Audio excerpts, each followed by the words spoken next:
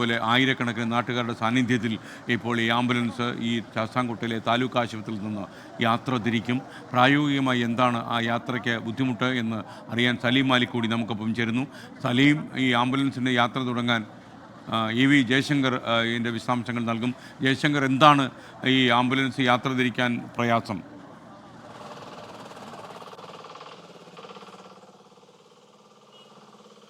അല്പസമയത്തിനകം തന്നെ ഈ ആംബുലൻസ് ഇവിടെ നിന്ന് യാത്ര ആരംഭിക്കും. അവസാനമായി ചില ആളുകളൊക്കെ തന്നെ അവിടെ വെച്ച് അന്ത്യാഞ്ജലി അർപ്പിക്കുകയൊക്കെ ചെയ്യുന്നതുകൊണ്ടാണ് ഈ യാത്ര വൈകുന്നതെന്നാണ് മനസ്സിലാക്കുന്നത്. തന്നെ പോലീസിന്റെ ചില ക്രമീകരണങ്ങളും ബാക്കിയുണ്ട്. എന്തായാലും ആംബുലൻസ് അല്പസമയത്തിനകം തന്നെ ഇവിടെ നിന്ന് യാത്ര തിരിക്കും. നാട്ടുകാർ ഉൾപ്പെടെ വലിയൊരു ജനാവലി അവിടെ കൂടി നിൽക്കുന്നുണ്ട്. അതുകൊണ്ട് തന്നെ ആ ക്രമീകരണങ്ങൾ ഒരുക്കാനുള്ള ഇതിന് വിവരങ്ങൾ നൽകിയത്.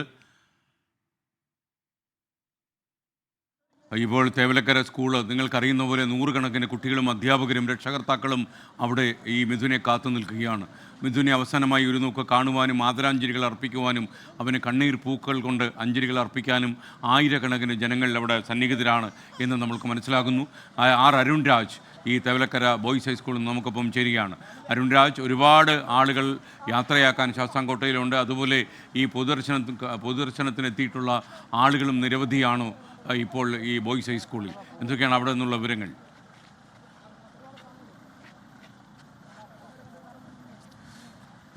പൊതുദർശനത്തിനുള്ള ഒരുക്കങ്ങൾ പൂർത്തിയായിട്ടുണ്ട്. വലിയ ഒരു ജനാവലി ഇവിടേക്ക് ഒഴുകിയെത്തുന്നുണ്ട്. ഇത് മിഥുൻ പഠിച്ച സ്കൂളാണ്. ആ മിഥുൻ പഠിച്ച സ്കൂളിലേക്ക് അവസാനമായി അവനെ ഒരു നോക്ക് കാണുവാൻ വലിയ ജനബാഹുല്യം ഇവിടെ. അവൻ്റെ സഹപാഠികളുണ്ട്, അധ്യാപകരുണ്ട്, ഈ നാട്ടുകാരുണ്ട്. അങ്ങനെ വലിയൊരു ജനബാഹുല്യം തന്നെ ഈ പ്രദേശത്തുണ്ട്. മഴ പോലും അവഗണിച്ചാണ് ഈ ജനങ്ങളടക്കം ഇവിടേക്ക് എത്തിച്ചേർന്നത്.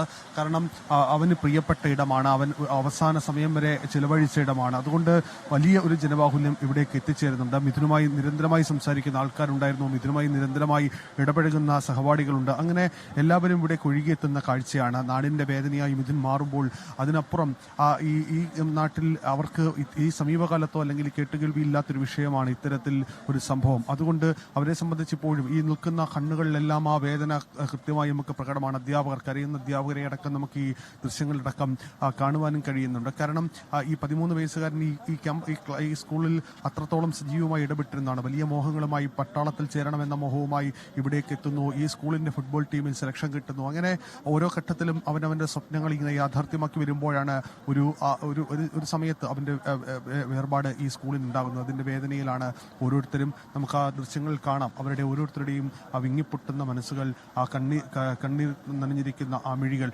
അതെല്ലാം തന്നെ അവരെ സംബന്ധിച്ച് ഇപ്പോഴും വലിയ വേദന തന്നെ ഉണ്ടാക്കുകയും ചെയ്യുന്നുണ്ട്. എന്നാലും വലിയ വിവിധ രാഷ്ട്രീയ സാമൂഹ്യ രംഗത്തുള്ള പ്രമുഖരടക്കം ഇവിടെയൊക്കെ എത്തിച്ചേരുന്നുണ്ട്. കാരണം ഓരോരുത്തർക്കും മിഥുൻ എത്രത്തോളം പ്രിയപ്പെട്ടതായിരുന്നു എന്ന് തെളിയിക്കുന്നതാണ് ഇവിടേക്ക് ഒഴുകിയെത്തുന്നവരുടെ എണ്ണം, അവരുടെ വാക്കുകളിൽ നിന്ന് അടക്കം നമുക്ക് മനസ്സിലാക്കുന്ന കാര്യങ്ങളും. എന്തായാലും ഈ ദൃശ്യങ്ങൾ കാണുന്നത് പോലെ തന്നെ ഈ സ്കൂളിലെ NCCയുടെ കുട്ടികളുണ്ട്, അതുപോലെ തന്നെ വിവിധ ക്ലാസ്സുകളിലെ കുട്ടികളുണ്ട്.